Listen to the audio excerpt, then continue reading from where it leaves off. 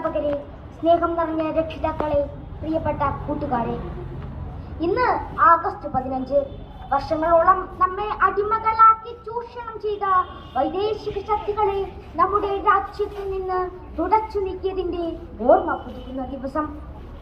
ഭാരതത്തിന്റെ നാനാദിക്കിലുമുള്ള ധീരദേശാഭിമാനികളായ നിരവധി രാജ്യസ്നേഹികളുടെ ചോരയും ജീവനും കൊടുത്ത് ഭാരതം സ്വാതന്ത്ര്യം നേടിയ ദിനം.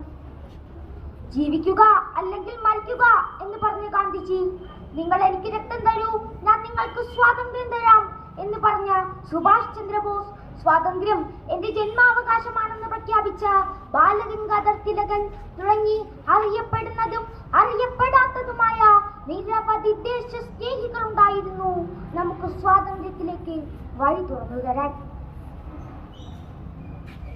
ഓരോ ധീരദേശാഭിമാനികളെയും തൂക്കിലേറ്റുമ്പോഴും തല കുനിച്ചു പിൻവാങ്ങാതെ നെഞ്ചു വിരിച്ച് ഒന്നു ചേർന്ന് മുന്നോട്ട് നടന്ന് നേടിയെടുത്തതാണ് നമ്മുടെ സ്വാതന്ത്ര്യം.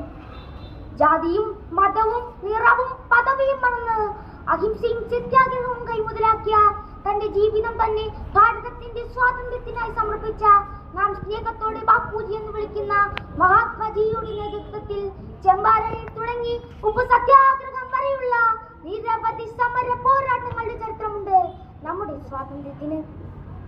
എന്നാൽ സ്വാതന്ത്ര്യത്തിന് ശേഷമുള്ള ദിനങ്ങൾ വലിയ വർഗീയ കലാപങ്ങൾക്കാണ് വഴിവെച്ചത്.